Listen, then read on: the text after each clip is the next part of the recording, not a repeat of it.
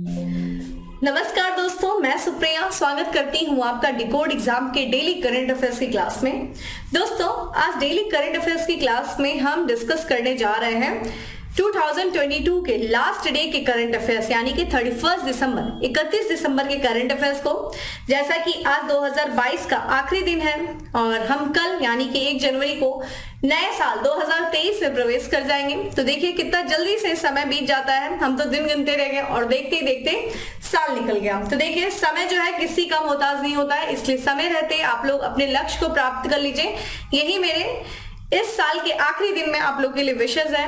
आप लोग आगे बढ़िए। आप लोग जिस तरीके से निरंतर प्रयास कर रहे हैं, जिस तरीके से आप लोग मेहनत कर रहे हैं, जो कुछ भी आप लोगों ने लक्ष्य रखा है अपने जीवन के लिए और उस तरह से जिस तरह से आप लोग उस तरफ अग्रसर हैं, जिस तरह से आगे बढ़ रहे हैं, बस इसी तरह से बढ़ते रहिए और वो चीज अचीव करिए जो आप लोगों ने सोचा है।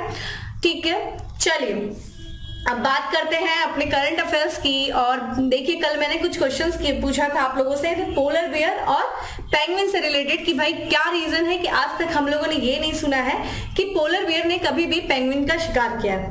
काफी अच्छा आंसर किया शमशेर जी ने, प्रीति जी ने।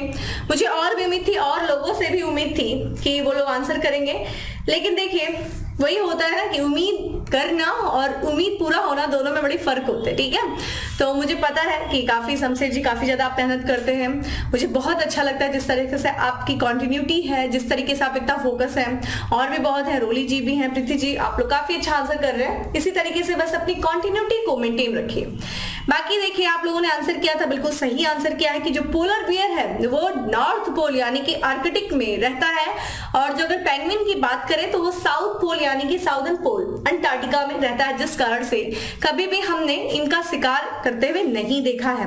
और देखिए अभी हाल फिलहाल में पेंगुइन की काफी, आप माफ करिएगा, पोलर बियर की भी काफी चर्चा हमें देखने को मिला है पोलर बियर के बारे में, क्योंकि अभी कनाडा में जो है इनके काफी संख्या में कमी देखने को मिली है। एक रिपोर्ट आई है तो कमी हो रही है, जिस कारण से ध्रुवीय भालू यानी कि पोलर बियर चर्चा में है। तो ये भी आपके लिए अभी के लिए भी इंपॉर्टेंट हो जाता है। ठीक है, तो काफी अच्छा आंसर किया आपने।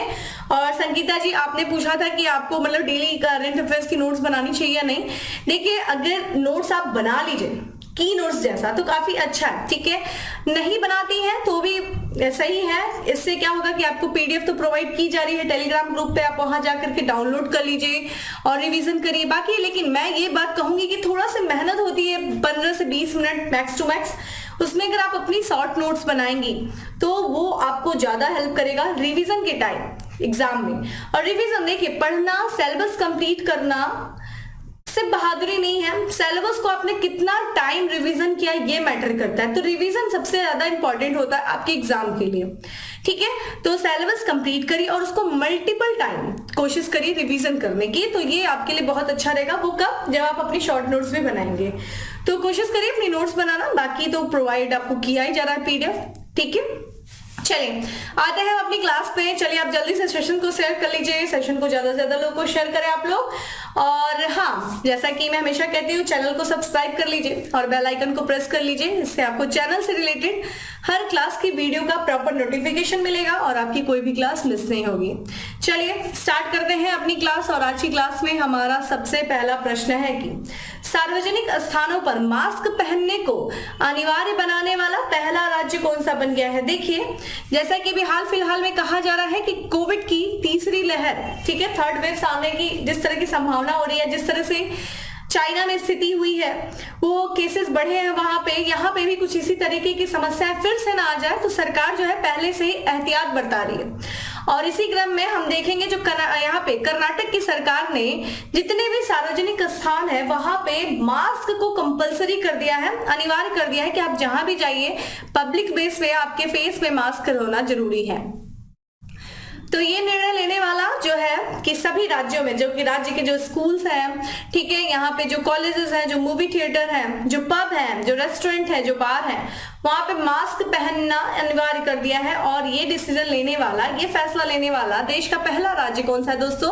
कर्नाटक है। ठीक है, जैसा कि आप जानते हैं, अगर ये भी आदेश इसके दौरान जारी किया गया कि देखिए इन्फ्लुएंजा देखिए वायरस से होने वाली जो बीमारी होती है इन्फ्लुएंजा, ऐसी बीमारियां हैं या फिर अगर कोई समस्या है, आपको गंभीर श्वसन समस्या है, सांस लेने में समस्या है, तो ऐसे मामलों में आपको कोविड की जांच भी अनिवार्य कर दी गई है कि अगर इस तरीके की कोई आपको बीमारी, इन्फ्लुएंजा से रिलेटेड, आपको लाइक लंग से या फिर श्वसन से रिलेटेड कोई बीमारी है, तो आपको पब्लिक यहाँ पे कोविड की जांच भी अनिवार्य यहाँ पे वो कर दिया गया, कंपल्सरी कर दिया है। ठीक है, यहाँ पे ये भी बात किया गया कि कुछ जो है प्रतिबंध भी लगाए गए हैं जब नया साल मनाने के दौरान। ठीक है, तो कुछ ऐसा नहीं कि भाई एकदम बेधड़ल्ले से मनाया जा रहे हो, नया साल उड़ाया जा रहे हो, एंजॉय किए जा रहे हो, ऐसा कुछ नहीं।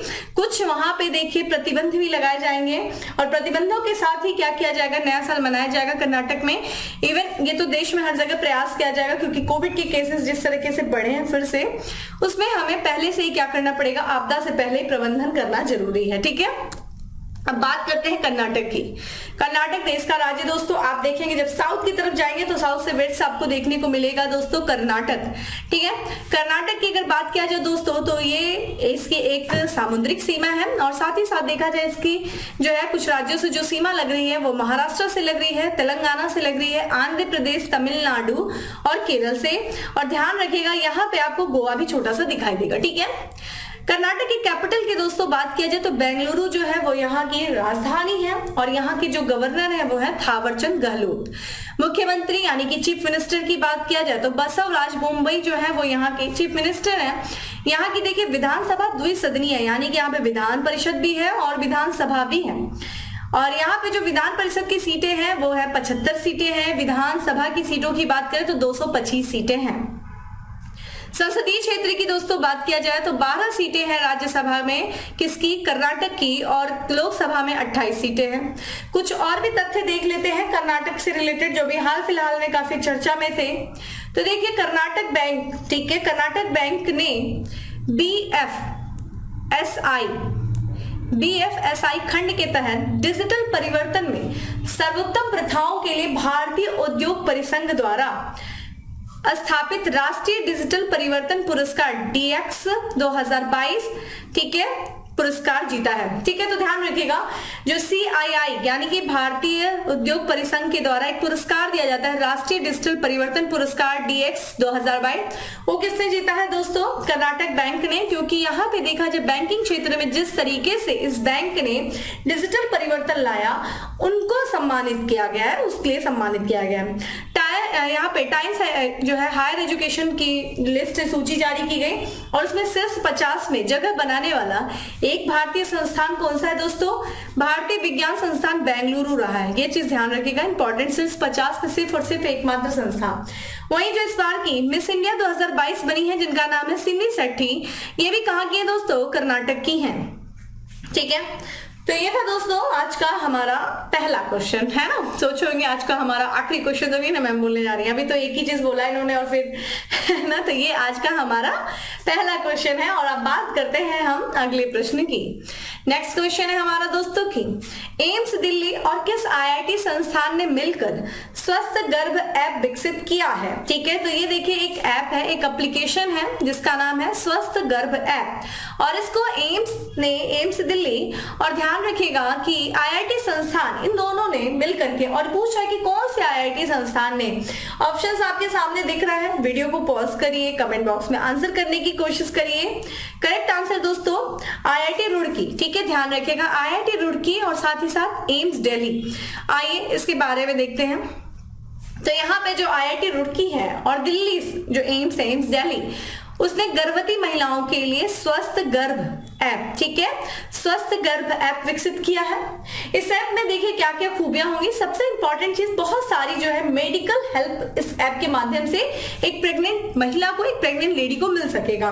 जैसे कि सबसे जो उनके हेल्थ को लेकर के बहुत सारे ऐसे, चूंकि जो गर्भवती महिलाएं होती है तो बहुत सारी शारीरिक समस्याएं आती हैं, तो यहाँ पे जो है गर्भवती महिलाओं को प्रसव पूर्व, यहाँ पे ध्यान रखिएगा प्रसव पूर्व है, यानी कि जितने भी डिलीवरी के पहले सारी देखभाल और वास्तविक समय पर, ठीक है, जब भी जैसी जरूरत होगी उसी समय इनको मेडिकल हेल्प दिया जाएगा, चिकित्सीय सहायता दिया जाएगा। ठीक है, जितने भी इनके हर दिन की नैदानिक यानी कि जो डायग्नोसिस से रिलेटेड जितनी सारी चीजें होंगी, जो परीक्षण होगा, उसका पूरा रिकॉर्ड ये ऐप रखेगा।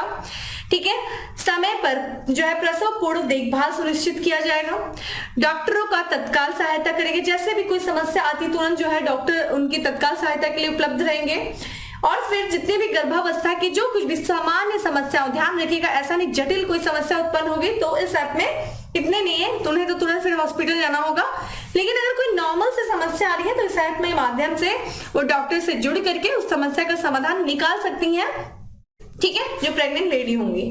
इसके बारे में बात करें तो ये जो है ये स्वास्थ्य देखभाल में ये टेलीमेडिसिन दोस्तों क्या है, यानी कि टेलीफोन के माध्यम से डॉक्टर से या फिर मेडिकल सर्विसेज से जुड़ना, यही है telemedicine.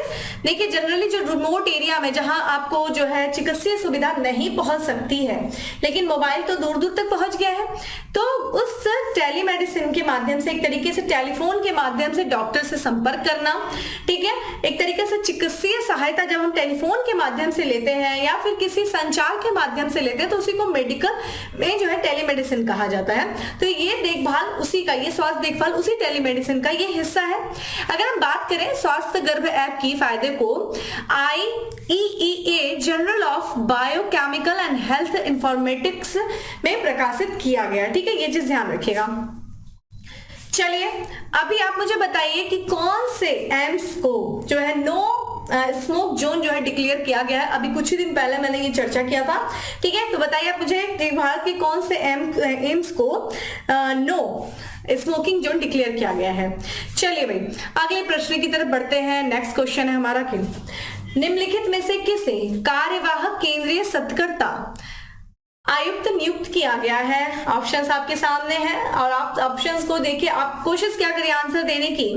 Correct answer is B है, प्रवीण कुमार श्रीवास्तव जी को किया गया है केंद्रीय सतर्कता आयुक्त। आइए इसके बारे में बात करते हैं, ठीक है। तो देखा जाए यहाँ पे केंद्रीय सतर्कता आयुक्त जो बनाया गया है दोस्तों, यहाँ पे तो भारत सरकार ने जो सतर्कता आयुक्त के प्रवीण कुमार श्रीवास्तव जी को कार्यवाहक केंद्रीय सतर्कता आयुक्त बनाया, चीफ विजिलेंस कमिश्नर बनाया है, नियुक्त किया है। और इन्होंने देखिए किसका स्थान लिया है दोस्तों, सुरेश एन पटेल जी का स्थान लिया है। और इनका कार्यकाल जो है 24 दिसंबर 2022 को पूरा हो गया था, ठीक है, मुख्य एक तरीके से तो इन्हीं का स्थान लिया है, सुरेश एन पटेल का स्थान प्रवीण कुमार श्रीवास्तव जी ने लिया है। इनको क्या बनाया गया दोस्तों, केंद्रीय कार्यवाहक केंद्रीय सतर्कता आयुक्त बनाया गया है। अगर हम बात करें सतर्कता आयोग की अध्यक्षता किसके द्वारा किया जाता है, इन्हीं के द्वारा, केंद्रीय सतर्कता आयुक्त के द्वारा किया जाता है। और इनमें जो है अधिकतम इनके साथ जो है 2 अन्य सतर्कता आयुक्त भी हो सकते हैं, ऐसा कंपल्सरी नहीं, एक भी हो सकते हैं, 2 भी हो सकते हैं, लेकिन 2 हो सकते हैं। यहाँ पे अगर वर्तमान में देखा जाए अन्य जो है सतर्कता आयुक्त की, तो यहाँ पे प्रवीण कुमार श्रीवास्तव के अलावा जो खुफिया ब्यूरो के पूर्व प्रमुख रहे हैं अरविंद कुमार, वो दूसरे सतर्कता आयुक्त हैं वर्तमान में, ध्यान रखिएगा, अरविंद कुमार का नाम याद रखिएगा। अगर हम बात करते हैं CVC यानी कि चीफ विजिलेंस कमीशन और सतर्कता आयुक्त का कार्यकाल देखिए कितना होता है, या तो 4 वर्ष होता है या फिर पदधारी जो अगर या तो उन्होंने 65 वर्ष की आयु पूरी कर ली हो, ये 2 हो सकता है, 4 साल या फिर 65 वर्ष की आयु पूरी कर ली हो, ये इनका कार्यकाल होता है। इसकी अगर हम बात करें इस आयुक्त का गठन कब किया गया था दोस्तों, तो देखिए 1964 में किया गया था। एक समिति बनी थी, किसमें, देखिए एक भ्रष्टाचार निवारण समिति बनी थी, के संथानम की अध्यक्षता में एक भ्रष्टाचार निवारण समिति बनी थी। उसी समिति के सिफारिशों के ही आधार पर केंद्र सरकार ने फरवरी 1964 में केंद्रीय सतर्कता आयोग की स्थापना की थी, ये चीज ध्यान रखिएगा, ठीक है। चलिए अगले प्रश्न की तरफ बढ़ते हैं। नेक्स्ट क्वेश्चन है हमारा कि निम्नलिखित में से किस राज्य में विश्व स्तरीय कायाकिंग कैनोइंग अकादमी की स्थापना की जाएगी। तो ये विश्व स्तरीय कायाकिंग कैनोइंग अकादमी की स्थापना की जाएगी, तो ये एक खेल है और ये किया जाएगा दोस्तों उत्तराखंड में किया जाएगा। आइए इसके बारे में बात करते हैं। तो जो केंद्रीय बिजली और नवीन और नवीकरणीय ऊर्जा मंत्री हैं, ध्यान रखिएगा, उन्होंने, जिनका नाम है RK सिंह, उन्होंने जो उत्तराखंड का टिहरी है वहां पे विश्व स्तरीय कायाकिंग कैनोइंग अकादमी स्थापित करने की घोषणा किया है, ध्यान रखिएगा, ठीक है।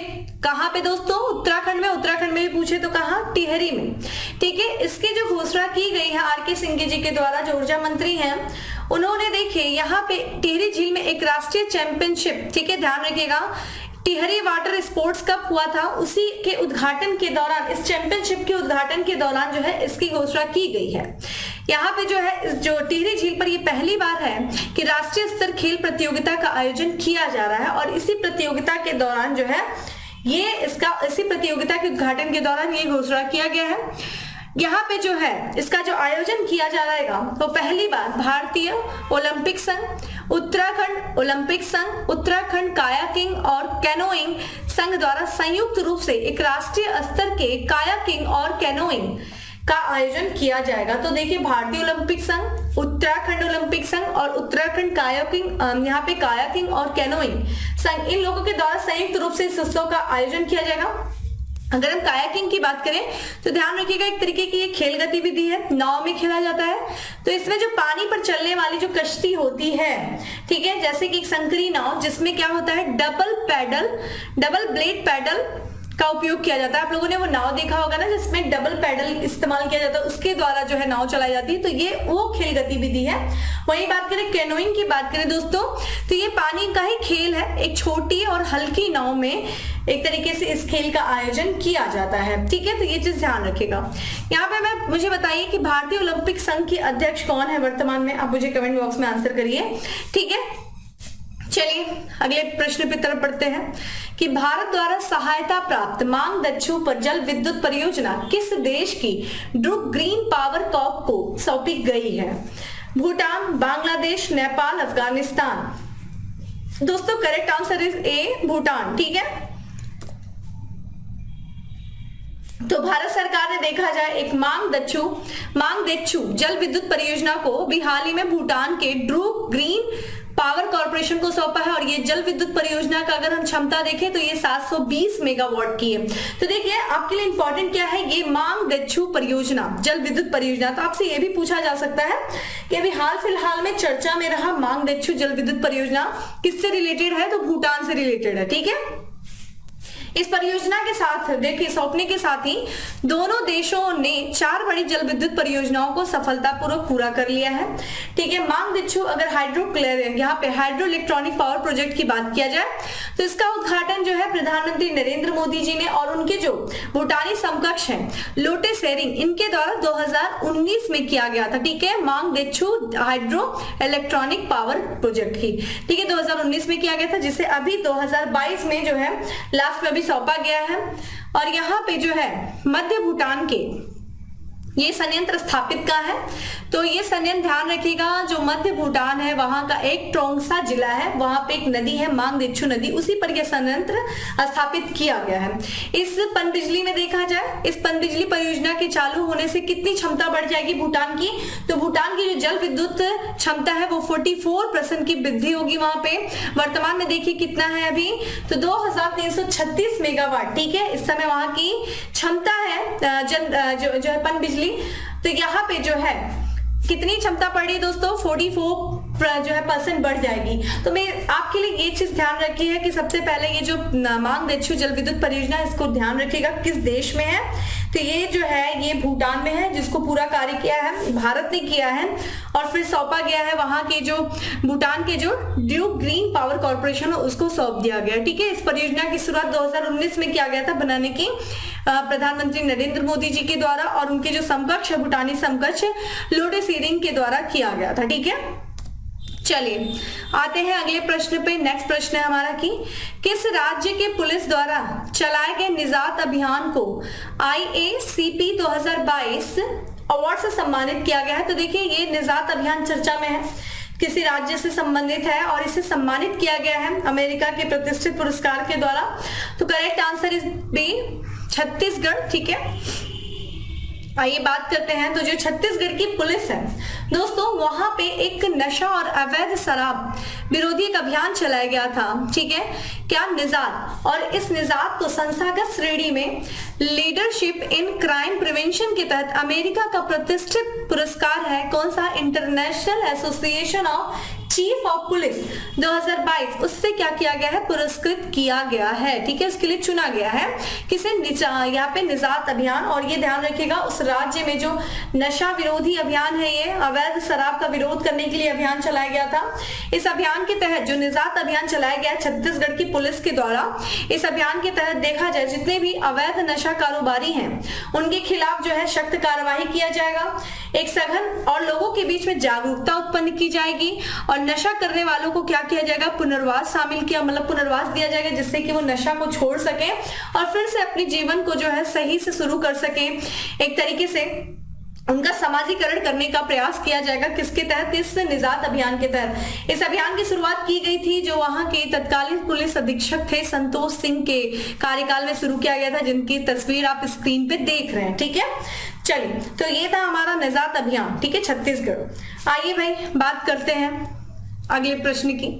नेक्स्ट क्वेश्चन है हमारा कि किस सार्वजनिक कंपनी के द्वारा उत्तर प्रदेश और छत्तीसगढ़ में टीबी उन्मूलन परियोजना शुरू की गई है। टीबी यानी कि ट्यूबरकुलोसिस, टीबी क्षय रोग, उसको खत्म करने की परियोजना किस करने के लिए उत्तर प्रदेश और जो है छत्तीसगढ़ में चलाया गया है कंपनी के द्वारा, सार्वजनिक कंपनी, पब्लिक सेक्टर यूनिट। ये देखिए ओएनजीसी है, एनटीपीसी है, आईओसी है या फिर बीएचएल है। तो दोस्तों इसका करेक्ट आंसर है आईओसी, इंडियन ऑयल कॉर्पोरेशन के द्वारा चलाया जाएगा उत्तर प्रदेश छत्तीसगढ़ में। देखिए छत्तीसगढ़ फिर से आ गया। तो इंडियन ऑयल कॉर्पोरेशन ने देखिए एक परियोजना शुरू किया है, टीबी उन्मूलन परियोजना। कहां कहां पे दोस्तों, दो राज्यों में, उत्तर प्रदेश और छत्तीसगढ़। वहां पे टीबी मरीजों की संख्या काफी ज्यादा थी, जिसको ध्यान में रखते हुए ये प्रयास किया जा रहा है। इंडियन ऑयल में देखा जाए तो ये गहन टीबी उन्मूलन परियोजना को शुरू करने के लिए किसके किसके साथ हस्ताक्षर किया है, तो ये जो है, ये जो टीबी उन्मूलन परियोजना को शुरू करने के लिए इंडियन ऑयल ने जो स्वास्थ्य और परिवार कल्याण मंत्रालय के तहत एक डिवीजन आता है जिसका नाम है केंद्रीय टीबी डिवीजन। ठीक है, ध्यान रखिएगा केंद्रीय टीबी डिवीजन किसके मंत्रालय के अधीन, तो स्वास्थ्य और परिवार कल्याण मंत्रालय के अधीन आता है। और साथ ही साथ उत्तर प्रदेश और छत्तीसगढ़ इनके साथ क्या किया है, समझौता किया है, एक समझौते ज्ञापन पर हस्ताक्षर किया है। उद्देश्य क्या है, गहन टीबी उन्मूलन यानी कि टीबी का उन्मूलन करना। इस समझौते का देखिए उद्देश्य यहाँ पे देखा जाए, समझौते का जो उद्देश्य है, जो सस्टेनेबल डेवलपमेंट गोल, ध्यान रखिएगा डब्ल्यूएचओ ने जो लक्ष्य रखा है वो विश्व से टीबी को खत्म करने का 2030 का रखा है। ठीक है, लेकिन भारत जो है 5 साल पहले यानी कि सस्टेनेबल डेवलपमेंट गोल के 5 साल पहले यानी कि 2030 तक कि 2025 तक ही भारत में टीबी को समाप्त कर देगा। ठीक है, या करना है, ये प्रयास भारत सरकार ने रखा है। तो ध्यान रखिएगा टीबी को समाप्त करने के लिए डब्ल्यूएचओ का यानी कि सस्टेनेबल डेवलपमेंट अगर गोल देखें तो 2030 तक का है और भारत सरकार ने 2025 लक्ष्य रखा है भारत से टीबी को खत्म करने का। वही बात करें अगर हम इस समझौते के तहत देखिए क्या क्या किया जाएगा उत्तर प्रदेश में और छत्तीसगढ़ में, तो जो नागरिक है उत्तर प्रदेश और छत्तीसगढ़ के, तो उनको क्या किया जाएगा, मुफ्त में टीबी का उपचार प्रदान किया जाएगा। और भी जो सहायक सेवा जो जिससे कि टीबी का एक तरीके से टीबी बीमारी से निजात उनको मिल सके, ऐसी सहायक सेवाएं उनको प्रदान की जाएगी और अस्थायी और समान पहुंच जो है प्रदान किया जाएगा इस समझौते के तहत। आइए बात कर लेते हैं इस डिजीज के बारे में, यानी कि ट्यूबरकुलोसिस, तपेदिक, जिसे हम क्षय रोग के भी नाम से जानते हैं। ठीक है, क्षय रोग के भी नाम से जानते हैं। और ध्यान रखिएगा ये रोग किससे होता है दोस्तों, ये बैक्टीरियल डिजीज है। ये क्वेश्चंस पूछते हैं आपसे किस तरीके का, बैक्टीरिया से होने वाला है कि वायरस से होने वाला, तो टीबी देखिएगा ये बैक्टीरियल डिजीज है। और किस बैक्टीरिया से ये होता है दोस्तों, तो यहाँ पे माइकोबैक्टीरियम ट्यूबरकुलोसिस नामक बैक्टीरिया से ये होता है, के कारण होता है ये। ठीक है, और वही हम बात करें ये हमारे किस अंग को प्रभावित करता है, तो देखिए फेफड़े को ये प्रभावित करता है, इसलिए हम फुसफुसीय टीबी के भी नाम से इसको जानते हैं, फेफड़े को। और ये मानव के किस तरीके से वाहक अगर देखा जाए तो ध्यान रखिएगा ये वायु के जरिए जो है व्यक्ति में प्रवेश करता है। और ये ध्यान रखिएगा ये एक तरीके से जो है कम्युनिकेबल डिजीज है, यानी कि संक्रामक रोग है। ये भी चीज ध्यान रखिएगा, संक्रामक रोग है। संक्रामक भी ध्यान रखिएगा, प्रत्यक्ष होता है, डायरेक्ट होता है, इनडायरेक्ट होता है, पढ़ाई होगा आप लोगों ने, तो ये डायरेक्ट भी हो सकता है, इनडायरेक्ट भी।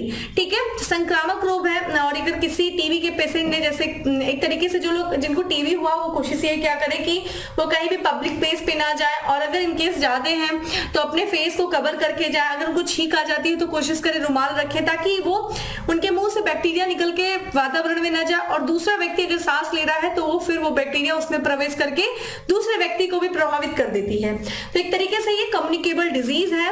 और ध्यान रखिएगा अभी यहाँ पे जो वर्तमान जो है या प्रधानमंत्री जी ने यहाँ पे टीबी मुक्त भारत अभियान की शुरुआत किया है।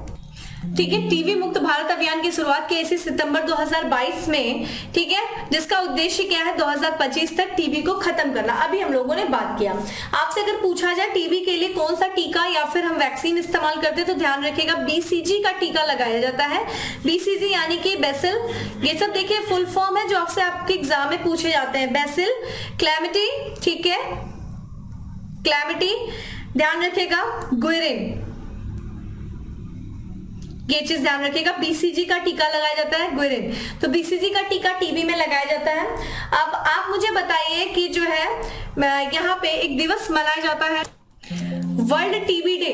ठीक है, यानी कि वर्ल्ड ट्यूबरकुलोसिस डे जो मनाया जाता है वो कब मनाया जाता है, इस साल अगर मनाया गया है तो उसकी थीम क्या थी, आप मुझे कमेंट बॉक्स में आंसर करिए। और आज के लिए इतना ही क्वेश्चन मैं आपसे पूछूंगी। चलिए बात करते हैं अगले प्रश्न की। और नेक्स्ट क्वेश्चन है हमारा कि राष्ट्रपति द्रौपदी मुर्मू ने किस राज्य में यहाँ पे भद्रचलम मंदिर समूह परियोजना और रुद्रेश्वर मंदिर परियोजना की आधारशिला रखी है। तो देखिए कहाँ पे रखा है दोस्तों, कर्नाटक, ध्यान रखिएगा, माफ करिएगा, तेलंगाना। ठीक है, तेलंगाना में रखा है रुद्रेश्वर मंदिर परियोजना का। तो यहाँ पे देखिए अभी तेलंगाना दौरे पे गई थी प्रधान यहाँ पे राष्ट्रपति जी द्रौपदी मुर्मू जी, और उन्होंने कई परियोजनाओं का उद्घाटन किया है तेलंगाना में। जिसमें से देखा जाए उन्होंने एक प्रसाद योजना के तहत, ध्यान रखिएगा, जो केंद्रीय मंत्रालय की, केंद्रीय पर्यटन मंत्रालय की योजना है जिसे हम कहते हैं प्रसाद योजना, यानी कि तीर्थ यात्रा, कायाकल्प और आध्यात्मिक विरासत विस्तार। यहाँ पे देखिए विस्तार नहीं है, विस्तार है, विस्तार अभियान। इस योजना के तहत देखा जाए उन्होंने कुछ परियोजनाओं की आधारशिला रखी है मंदिर से संबंधित, उनके विकास से संबंधित। तो कौन कौन से, तो श्री सीता स्वामी जो है सामीवरी देवस्थान भद्राचलम में भद्रचलम मंदिर के समूहों में तीर्थ यात्री सुविधाओं का विकास करने के लिए, और रुद्रेश्वर मंदिर परियोजना की आधारशिला उन्होंने रखी। ध्यान रखिएगा किस योजना के तहत, प्रसाद योजना के तहत। प्रसाद योजना दोस्तों जिसकी शुरुआत 2014-15 में किया गया था, केंद्रीय पर्यटन मंत्रालय की योजना है प्रसाद। और इसी के तहत जो कि योजना का उद्देश्य अगर देखा जाए, प्रसाद देखिए फुल फॉर्म क्या है, national mission on pilgrimage rejuvenations and spiritual heritage augmentations drive. ये देखिए प्रसाद का फुल फॉर्म है। और इसका जो शुरुआत कब की गई थी, 2014-15 में इसकी शुरुआत की गई थी। तो देश में जितने भी तीर्थ स्थल हैं, जितने भी विरासत पर्यटन स्थल हैं, उनका क्या करना, एकीकृत बुनियादी ढांचा या फिर उनका विकास करना, यही इस योजना का उद्देश्य है।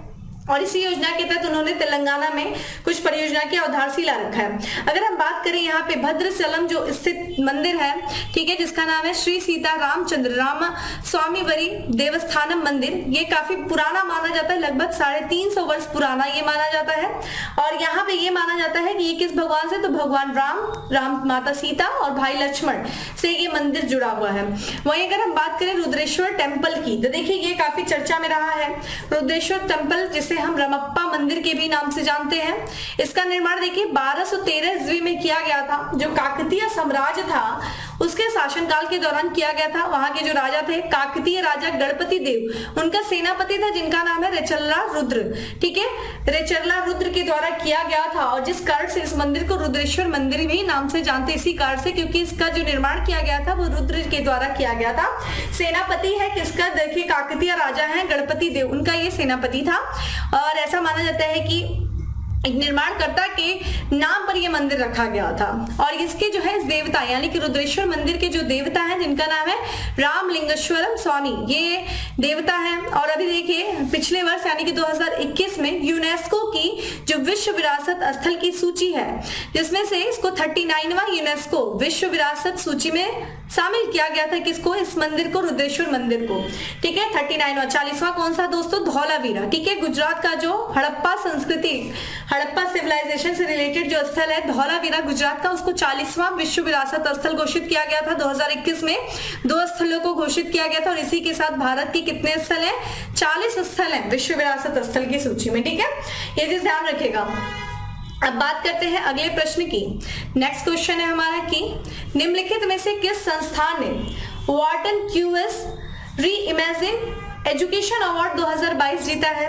Correct answer is IIT Madras ने जीता है। ये सब देखिए डायरेक्ट फैक्ट्स वाले क्वेश्चन है, आइए देख लेते हैं।